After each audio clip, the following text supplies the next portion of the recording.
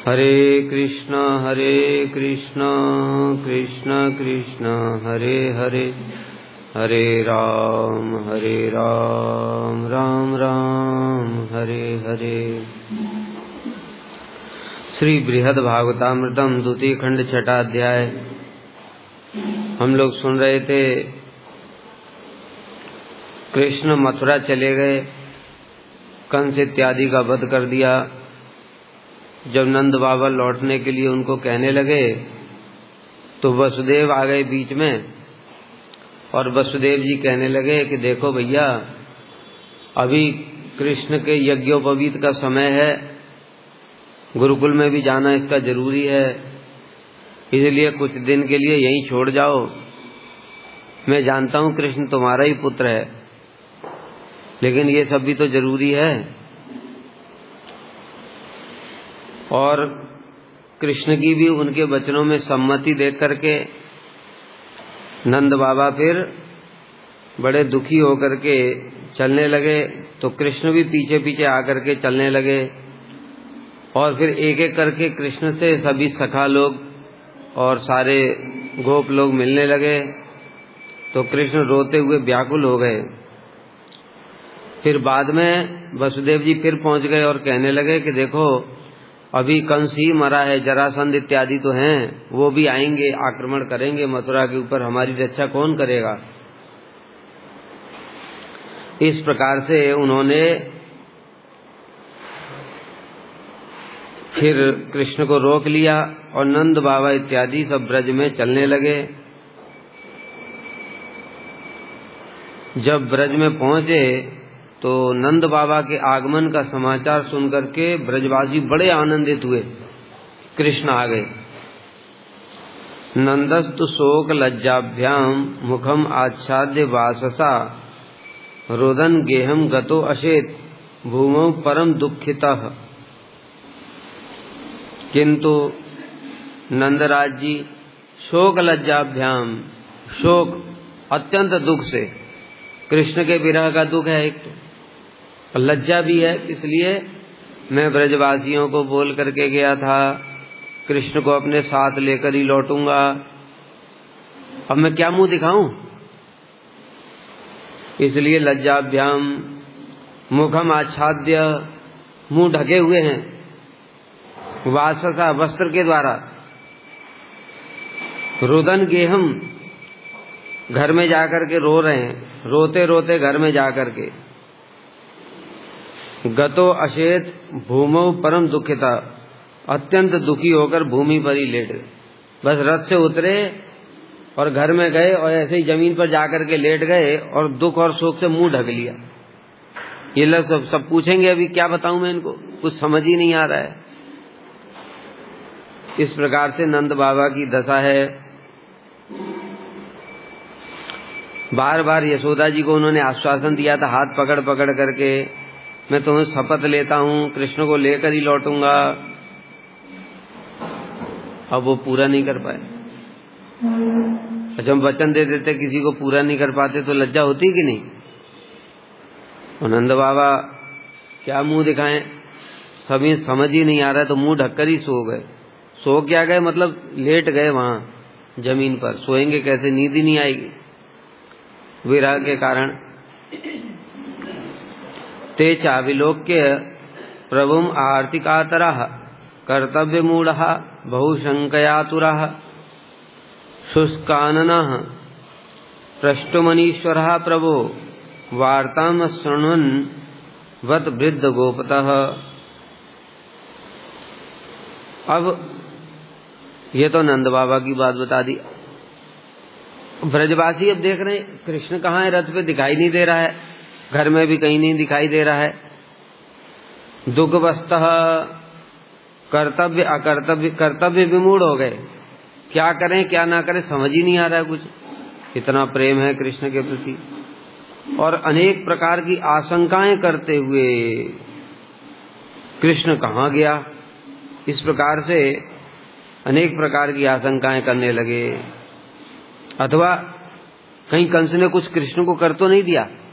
प्रेम का ये भी लक्षण होता है, जिससे प्रेम करते हैं, जैसे बताया ना कि कोई माँ है उसने अपने बेटे के लिए साइकिल लिया और उसको भेजा स्कूल साइकिल पे। अब वो स्कूल का टाइम हो गया, लौटने का टाइम हो गया, अब 1 घंटे बाद तक नहीं आया। तो तुरंत सबसे पहले मन में क्या आता है, कहीं एक्सीडेंट तो नहीं हो गया, तो कहीं अनिष्ट की आशंका मन में आ जाती। तो नंद बाबा अकेले आए हैं, कृष्ण साथ में नहीं है, तो कहीं ऐसा तो नहीं कंस ने कुछ कर दिया हो। इस प्रकार से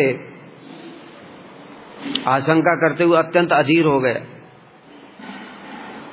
उनके मुख सूख गए और कृष्ण के संबंध में पूछने का भी सामर्थ्य नहीं रहा। क्यों पूछें क्या, जब नंद बाबा के साथ में देख रहे हैं है ही नहीं कृष्ण, तो सामने ही दिख रहा है। अगर होता तो साथ में आता। नंद बाबा भी कृष्ण को कैसे छोड़ करके अकेले आ सकते हैं, इसलिए वो कर्तव्य विमूढ़ को क्या करें क्या ना करें, क्या पूछें क्या ना पूछें, समझ ही नहीं आ रहा है।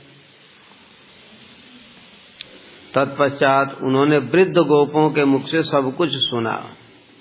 तब जो बूढ़े लोग थे जो नंद बाबा के साथ में गए थे, उन्होंने सारी बात बताई कि देखो ऐसा हुआ, कृष्ण ने तो कंस को मार दिया, लेकिन जब लौटने के लिए चले तो वसुदेव जी ने उनको ऐसे ऐसे करके रोक दिया।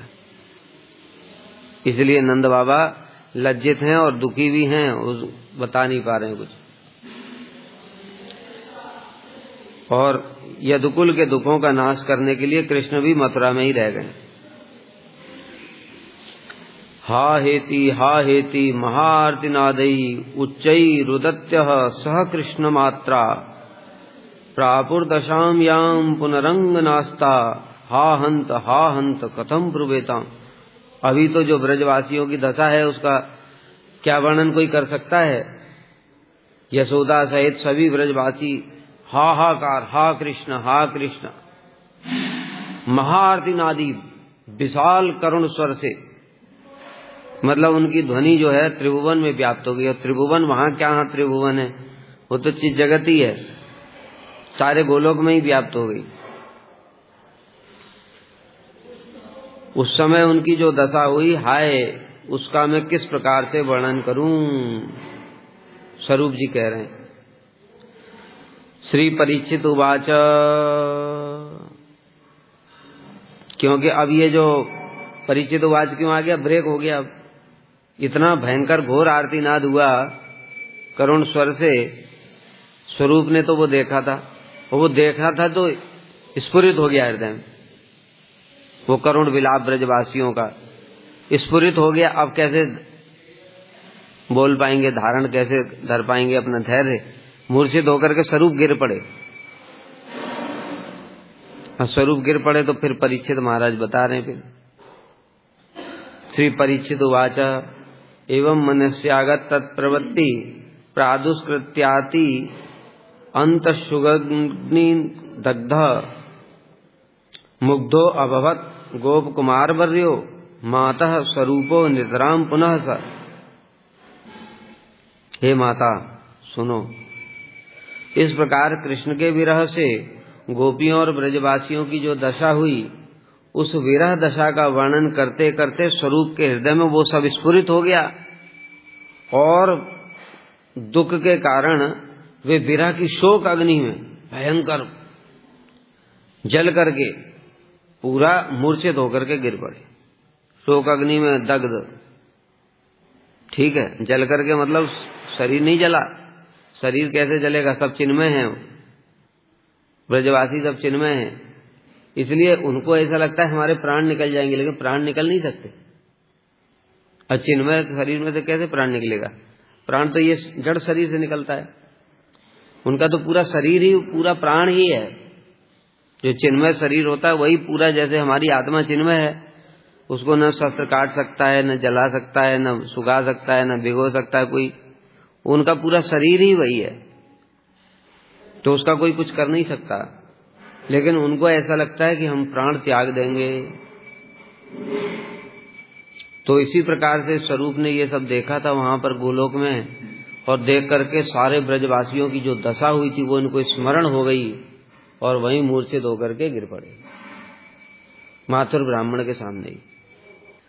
तेनैव विप्रप्रवरेण यत्नतो नीतो मनाक् स्वास्थ्यमिव स्वयुक्तिभिः आशंक्य मोहं पुनरात्मनो अधिकं वार्तां विशेषण न ताम अवर्णयत।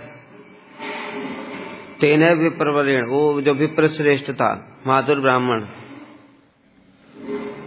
उसने जब स्वरूप की ऐसी अवस्था देखी तो अपना उपाय सोचे क्या करूं समझ में नहीं आ रहा। पानी लेकर के आया, पानी छिड़कना शुरू किया, भैया स्वरूप उठो, भैया गोप कुमार, ऐसे करके बड़े यत्न पूर्वक हिला डुला करके कृष्ण कृष्ण नाम सुनाया होगा।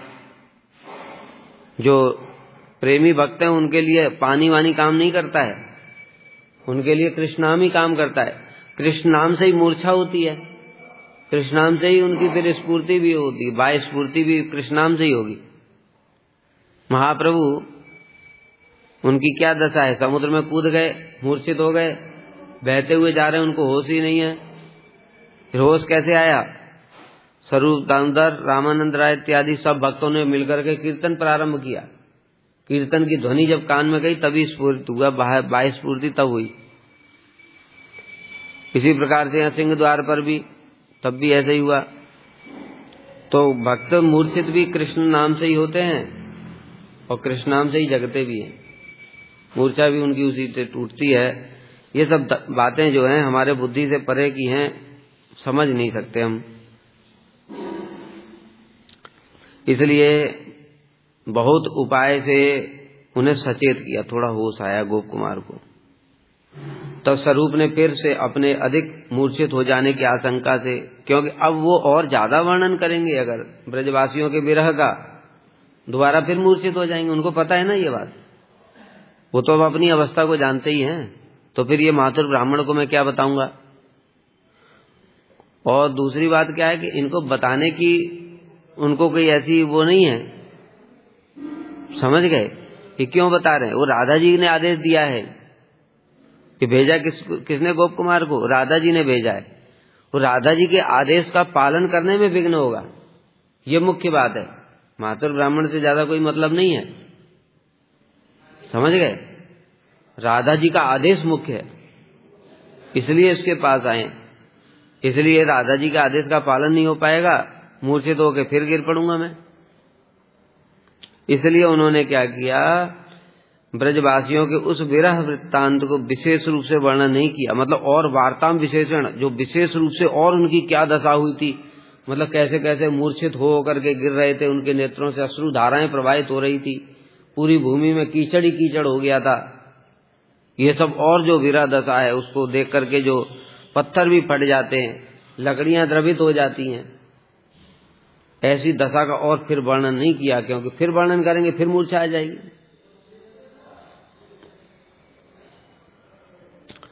तत्कथा शेष शुश्रूषा व्यग्रम तम वीक्ष्य माथुरम यत्नासो अंतर्वष्टभ्य पुनराह महाशय।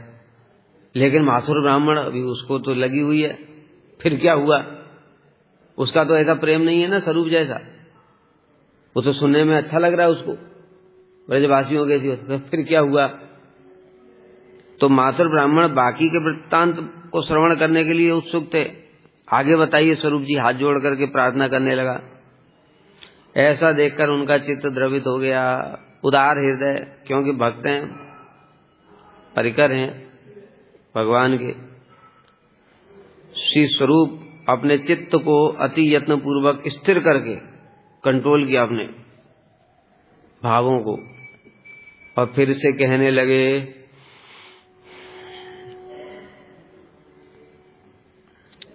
बड़ी मुश्किल से विरह दुख को कंट्रोल किया उन्होंने, क्योंकि इसको कंट्रोल करना संभव भी नहीं है उस ब्राह्मण के हित के लिए। तभी कह रहे उदार चित्त। उदार चित्त का लक्षण क्या है?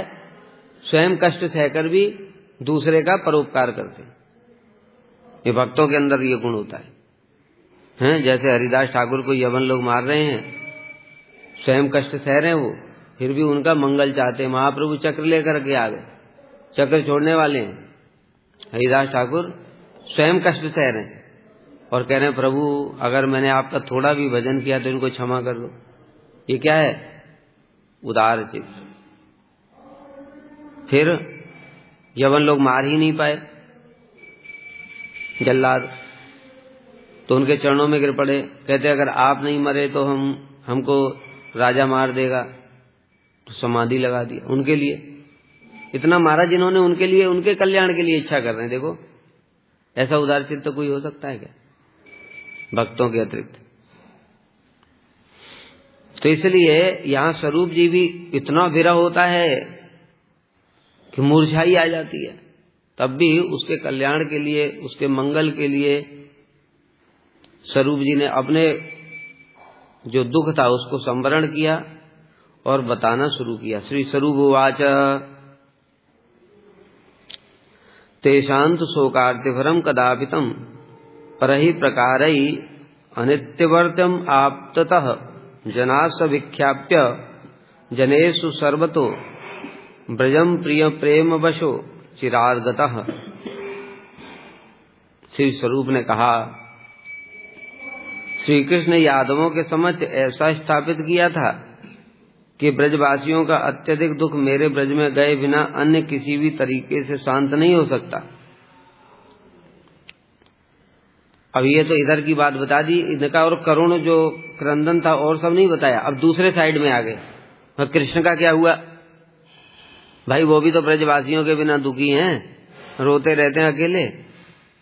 तो कह रहे हैं कि फिर कृष्ण ने ये सब बाकी राजाओं को शांत कर दिया, जो जरासंध इत्यादि को परास्त कर दिया, और यादवों से कहा देखो अब तुम लोगों का सब ठीक है, कोई अब आक्रमण नहीं करेगा, मथुरा सब प्रकार से सुरक्षित है, और अगर मैं ब्रज में नहीं गया तो ब्रजवासी प्राण त्याग देंगे, इसलिए मेरा ब्रज में जाना अब बड़ा जरूरी है। इसलिए इस प्रकार से उनको सांत्वना दी यादवों को, और अपने प्रियजनों के प्रेम के वशीभूत होकर के, ब्रजवासियों के प्रेम के वशीभूत होकर स्वयं शीघ्र ही ब्रज में चले आए। अब बताइए सब लीला चल रही है खाली। अब ये लिखा है यहाँ पर, वहां चिन्मय जगत में कोई समय होता है? वहां दिन रात नहीं होते हैं, सब नित्य वर्तमान रहता है। वहां जड़ बुद्धि से कभी हम इन चीजों को समझ ही नहीं सकते, क्योंकि हमारी जड़ बुद्धि में कैसी बात ही नहीं आ सकती। वहां दिन रात ही नहीं है। जब तुम विचार करो, कितने समय की बात करोगे तुम, कि जब ब्रह्मा जी यहाँ पर आए थे, एक क्षण के लिए ब्रह्मोन लीला हुई और उधर लौट करके गए, तो अपने लोक को गए और फिर आए लौट करके, उतने में 1 साल हो गया था। यहाँ ब्रह्मा जी का तो एक क्षण में ही लौट आए थे, तभी यहाँ 1 साल हो गया। अब वहां का नित्य वर्तमान काल है, वहां न भूत है न भविष्य है।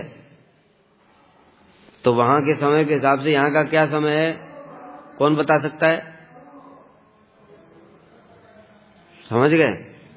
इसलिए ये सब चीजें मत सोचो। उन ब्रजवासियों के अनिर्वचनीय अत्यधिक शोक और दुख को स्वयं मेरे ब्रज में जाए बिना किसी प्रकार से दूर नहीं किया जा सकता। मुख्य बात क्या है, ये कृष्ण ही लीला कर रहे हैं। इस प्रकार से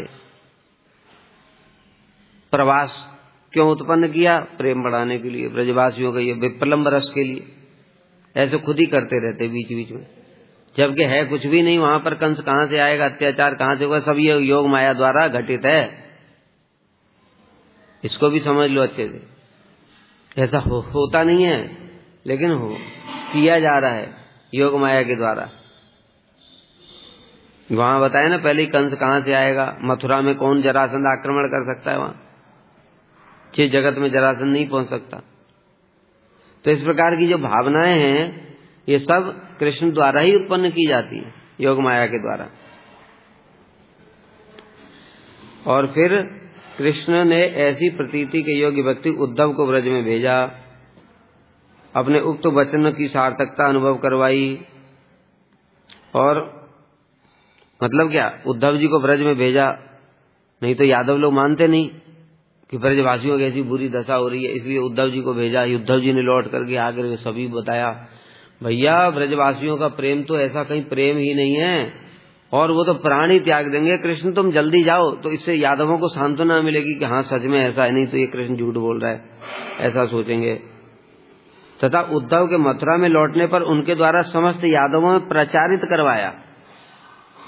उद्धव जी सबको बता रहे हैं कि भाई कृष्ण तो अब लौटेंगे ब्रज में, अगर वो नहीं लौटे तो ब्रजवासी प्राण त्याग देंगे। तो कृष्ण शीघ्र ही ब्रज में जाएंगे, क्योंकि वे अपने प्रियजनों के प्रेम के वशीभूत हैं। अतः भगवान कृष्ण अग्रज बलराम सहित ब्रज अनुरूप वेश आदि से युक्त होकर, अभी कौन सा वेश था? अभी राजसिक वेश था, राजा वाला मथुरा में। और अब फिर से जो पहन करके आए थे मोर मुकुट, पीतांबर, बंसी, ये सब, इन सब वेश से युक्त होकर ब्रज में गए और उन्होंने पहले जैसी समस्त लीलाएं फिर चालू हो गई। विदग्ध मूर्धनि अमणि कृपाकुलो ब्रज स्थितानां सददत सपद्यसून तथा समम तैर विजहारयिते यथा विसस्म रुर्दु विसस्मरु दुःखमदः समूलकम। इस प्रकार विदग्ध शिरोमणि, ये विदग्ध अलग अलग प्रकार की लीलाएं, विचित्र विचित्र लीला, कुछ ना कुछ करते रहते सब समय, यही विदग्ध है। कभी नृत्य कीर्तन, कभी हंसी मजाक, कभी दूत क्रीड़ा, कभी इंद्रजाल बुन दिया। ये सब इंद्रजाल भी बुन देते हैं, जैसे बताए ना। इंद्रजाल किसको कहते हैं? कभी सर्कस देखा? सर्कस, सर्कस में इंद्रजाल बुनते, मतलब जो जेब में से ऐसे कबूतर निकाल करके फेंक रहा है, ऐसे कबूतर निकाल करके फेंक रहा है, ये इंद्रजाल है। कभी लड़की का गला काट दिया, तुमने देखा रे, लड़की का गला काट दिया, लोग देख रहे हैं, हैरान रह रहे हैं। वो चक्कू, उसमें तलवार में भी खून भी लगा हुआ है, और थोड़ी देर बाद वो लड़की घूम करके फिर से आ गई। ये इंद्रजाल विचित्र विचित्र, ऐसे कृष्ण भी करते अपने प्रति प्रेम उत्पन्न कराने के लिए। सब इंद्रजाल ही तो है, पूतना आई और ऐसा हुआ, ये सब इंद्रजाल ही तो है। वहां पूतना कहां से आएगी? जिस जगत में पूतना चली जाएगी क्या? जिस जगत में हम नहीं जा पा रहे, इतना दिन रात भजन कर रहे हैं, पूतना कैसे जाएगी? तो सब इंद्रजाल जैसा है। कंस आ गया, कंस ये मार दिया, कंस को मार दिया। कंस को कहां से मारेंगे? कंस तो मर ही नहीं सकता है वहां तो चिन्मय जगत है, वहां कोई मरता नहीं है। तो ये सब क्या है? ये इंद्रजाल ही है। ऐसे विचित्र विचित्र लीलाएं करते हैं। फिर कभी कुछ कभी कुछ, कभी दूत क्रीड़ा, कभी हास परिहास, ये सब विदग्ध कला विलास दिग्धात्मा, मतलब कला विलास में आसक्त चित्त, अलग अलग प्रकार की कुछ ना कुछ करते रहना सब समय। ऐसे इसलिए कह रहे विदग्ध शिरोमणि। कृष्ण ने कृपा से व्याकुल होकर सभी ब्रजवासियों को अपने आगमन से प्राण दान दिया और लौट आए, और उनके प्राण वापस आ गए। और फिर सब भूल गए। वो कृष्ण मथुरा गए थे, ये तो प्रेम के कारण फिर उनके कृष्ण में फिर से प्रेम में आविष्ट हो गए, उनके साथ लीला विलास में। जैसे कृष्ण के साथ सखा खेलते थे वैसे फिर खेल रहे हैं, गोपियों के साथ में ऐसे रास विलास हो रहा है, तो भूल गए। फिर ये कृष्ण कभी मथुरा गए थे ये भी नहीं याद रहा। समझ में आ रही बात? पुराना कुछ याद नहीं रहता है योग माया के द्वारा अथवा प्रेम की अधिकता के द्वारा, दोनों चीजें। कभी योग माया का काम होता है, कभी प्रेम का काम होता है। कृष्ण भगवान हैं, इसको ब्रजवासी नहीं मानते। इसमें योग माया का कार्य नहीं है, इसमें प्रेम का कार्य। और कई जगह योग माया का कार्य होता है। जैसे पूतना आई थी, कृष्ण मथुरा गए थे, अब इतना विरह हुआ था, ये सब भूल गए फिर, जिससे वे उस दुखपूर्ण घटना को संपूर्ण रूप से ही भूल गए। अतः ब्रजवासी उनके विरह दुख के मूल कारण, उनका मूल कारण क्या था? ब्रजवासियों को विरह क्यों हुआ इतना? अक्रूर। प्राणों को कौन ले गया? अक्रूर ले गया। अक्रूर आया, कृष्ण को ले गया, और ये सब हुआ, ये सब भूल गए। कारण सहित ही भूल गए, मतलब अक्रूर आया तो ये भी भूल गए, कारण तो मूल अक्रूर था।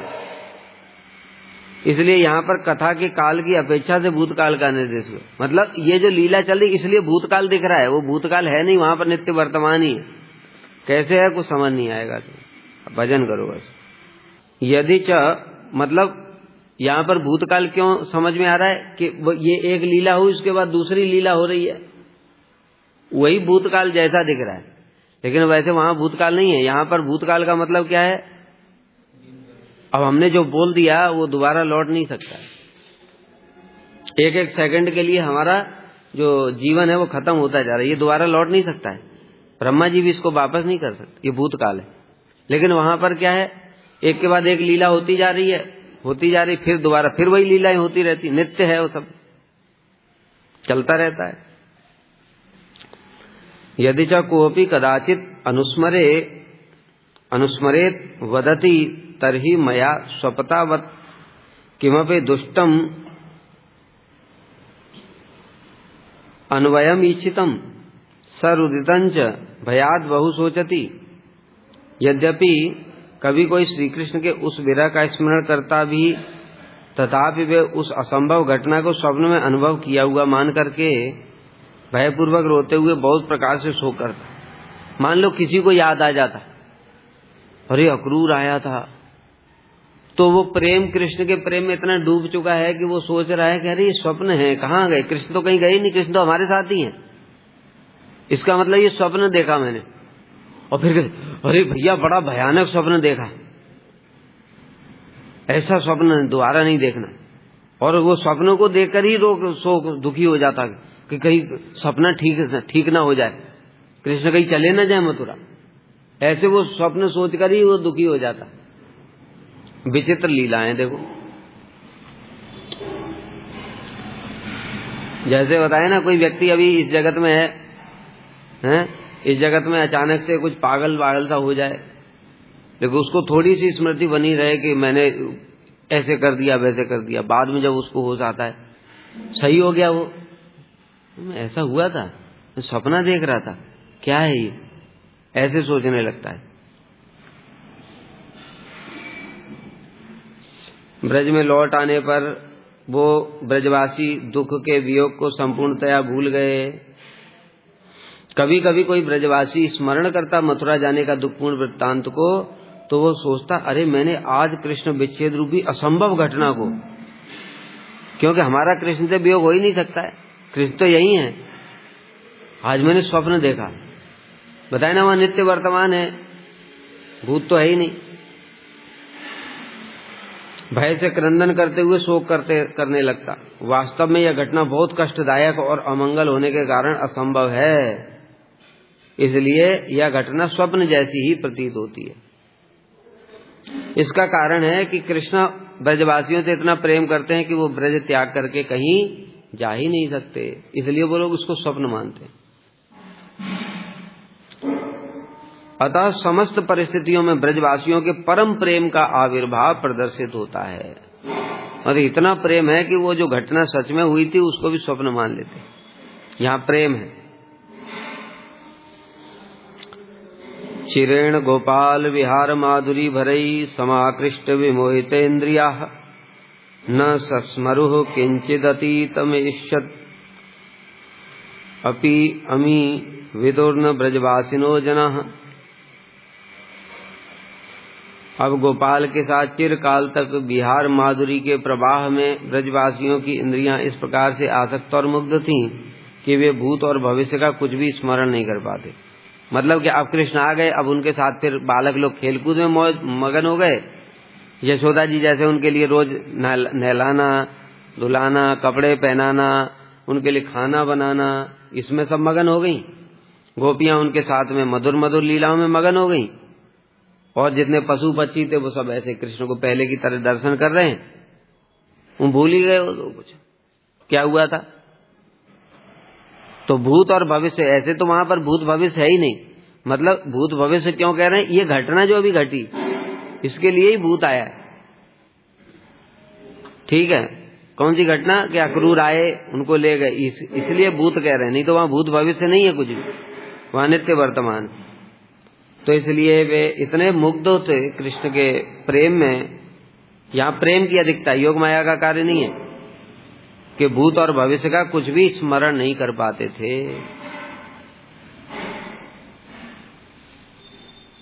ब्रजवासियों के कृष्ण के मथुरा जाने का वृत्तांत तब तक ही उनको अनुभव है जब तक कि कृष्ण नहीं है उनसे, उनके पास में।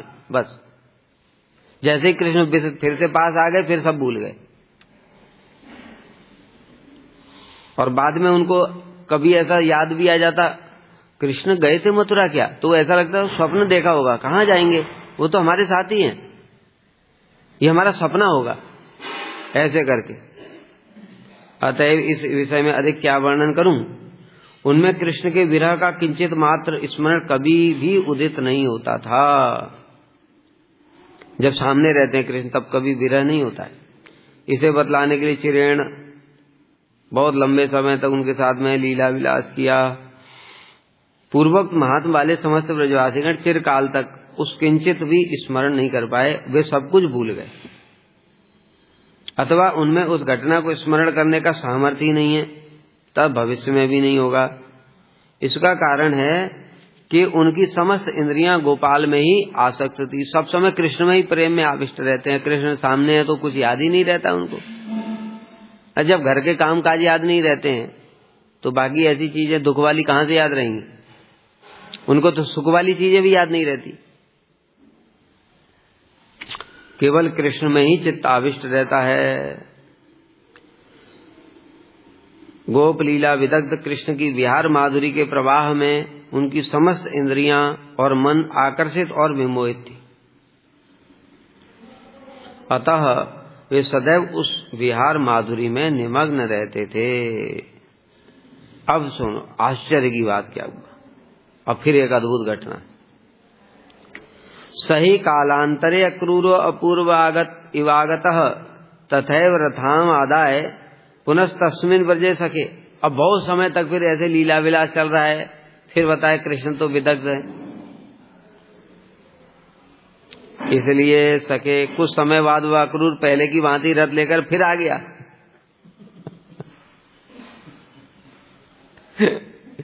समझ गए, सब चीज होती रहती फिर से दोबारा, नित्य है लीला, सब बार बार होता रहता है। होता पूतना बताए ना, पूतना है तो आ गई ऐसा नहीं है, आती रहती है। वो भाव में ऐसा भाव होता है वहां पर, पूतना आ गई, कंस को मार दिया, अक्रूर फिर से आ गया, फिर से वही सब घटनाएं होंगी, फिर से हृदय विदीर्ण होगा, फिर कृष्ण मथुरा जाएंगे, फिर वहां कंस को वध करेंगे, फिर लौट करके आ जाएंगे। तो कितनी बार कंस को वध करेंगे बताओ, कितने कंस कहां से लाएंगे वहां चीज जगत। समझ में आ रहा है कुछ? इसलिए वहां कंस वध समझना चाहिए क्या भाव है। जो कृष्ण की सेवा में लग रहे हैं, जो असुर लोग, जैसे केसी को पकड़ के उसके ऊपर घोड़ा चला रहे हैं, अरिष्ट को पकड़ करके उसको बांध दिया, उसके बैलगाड़ी में बांध दिया, कालिया के ऊपर में नाच रहे हैं, ये तो सच में है, ये भाव नहीं है, ये सच में है। समझ गए? क्योंकि वो कृष्ण की सेवा में लग गए। और जो कृष्ण की सेवा में नहीं लग रहे हैं, मार रहे हैं जिनको कृष्ण, तो वह तो मारते नहीं, वो भाव है। तो मतलब मिला जुला है सब। समझ गए? इस प्रकार से समझना, सामंजस्य कर लेना चाहिए। क्योंकि दोनों चीजें लिखी, पहले भी लिखा था कि पूतना इत्यादि ये सब भाव में होता है। पूतना वध इत्यादि, वध कहां से होगा? तो चिन्मय है वहां, सब मारेंगे कैसे? वध तो जड़ शरीर का होता है ना। यहाँ इस जगत में जब आते हैं वही भाव ही स्थूल रूप धारण कर लेता है। अब कोई पूतना आ जाती है, उसको मार देते हैं। कंस भी स्थूल रूप में होता है। यहाँ कोई अपने अपने साप के कारण, किसी प्रारब्ध के कारण कंस बन गया कालनेमी, कोई पूतना बन गई प्रारब्ध के कारण, तो भगवान उसको प्रारब्ध से मुक्ति दे देते मार करके। वहां क्या प्रारब्ध है? वो तो चित जगत है, गोलोक है, वहां तो कोई प्रेम के अतिरिक्त कोई पहुंच ही नहीं सकता है। सब प्रेमी भक्त होते हैं वहां, इसलिए वहां कालिया भी प्रेमी भक्त है। वो भगवान की लीला पुष्टि के लिए कालिया बना हुआ है कि मुझे भगवान की सेवा मिलेगी कुछ दिन के बाद में, इसलिए कालिया को भी भेज दिया, हृदय से निकाल के भेज दिया। कुछ दिनों के बाद फिर कालिया आ जाएगा, फिर कृष्ण वही लीला करेंगे। अरे ये कालिया आ गया, ये ब्रजवासियों को पानी कैसे पिएंगे इसमें, और उसके ऊपर नाचेंगे कूदेंगे और रास विलास करेंगे, वही सब लीला फिर होगी। तो ये कालिया, अब ये भाव नहीं है, किंतु ये कालिया सच में है। वहां वो सेवा किया, उसको सेवा का सौभाग्य मिल रहा है, इसीलिए वहां विरोधी भाव लेकर के भी रहते हैं। तो इस प्रकार से स्वरूप 6 श्लोकों में कह रहे, हे सखे, जो पहले भी कृष्ण को ले गया था वही अक्रूर कंस की आज्ञा से कृष्ण को मथुरा ले जाने के लिए रथ लेकर फिर आ गया। यहां पर इवकार का मतलब है उन ब्रजवासियों की भांति गोलोक में भी स्वाभाविक प्रचुर प्रेम से सभी मोहित हैं। फिर क्या हुआ, नियमाने पुनस्तेन तथैव ब्रज जीवने तत्रत्यानां दशा कापि पूर्वत समझ आया था। और जब फिर से कृष्ण को मथुरा ले जाने लगा तो ब्रजवासियों की पहली वाली दशा ही हुई, जैसे पहले वर्णन कर चुके हैं। मधुपुर्याम पुनर्गत्वा कंसम हत्वा पुनर्ब्रजम आगतः पूर्वतत्र तथैव विहरति असौ। फिर मथुरा गए, जाकर के वहां कंस का वध कर दिया, फिर ब्रजवासियों के साथ आकर के पहले की तरह मिले, और फिर कुछ दिन बाद फिर अक्रूर आएगा। एवं पुनः पुनः याति तत्पुरे पूर्व पूर्वत पुनः पुनः समायाति ब्रजे कीड़े तथैव सह। इस प्रकार कृष्ण कंस की मथुरापुरी में जाते हैं, पुनः पुनः ब्रज में आकर के ब्रजवासियों के साथ उसी प्रकार से विहार लीला करते हैं। और तथैव कालिया दमन पुनः पुनः तथैव गोवर्धन धारण मुहु परापि लीला विविध अद्भुता असकृत प्रवर्तते भक्त मनोहरा प्रभु। और इसी प्रकार से कालिया दमन लीला भी पुनः पुनः होती है। गोवर्धन धारण भी इंद्र ने आकर के वर्षा शुरू कर दी। इंद्र जो वर्षा करेगा ये भाव वाला नहीं होगा, ये बस सच में होगा, क्योंकि वहां कोई मर नहीं रहा है। इंद्र वर्षा करेगा, गिरिराज जी को धारण कर लेंगे कृष्ण, सारे गोपियों उनके सामने आ जाएंगी। इस प्रकार से प्रेम बढ़ाने के लिए कृष्ण बार बार ये सब लीलाएं करते हैं, ब्रजवासियों का प्रेम वर्धित करने के लिए। इसके अलावा प्रभु भक्तों के मन को हरण करने वाली विविध प्रकार की अद्भुत लीलाओं को भी बार बार करते हैं। वाञ्छाकल्पतरुभ्यश्च कृपा सिन्धुभ्यैव च पतितानां पावनेभ्यो वैष्णवेभ्यो नमो नमः।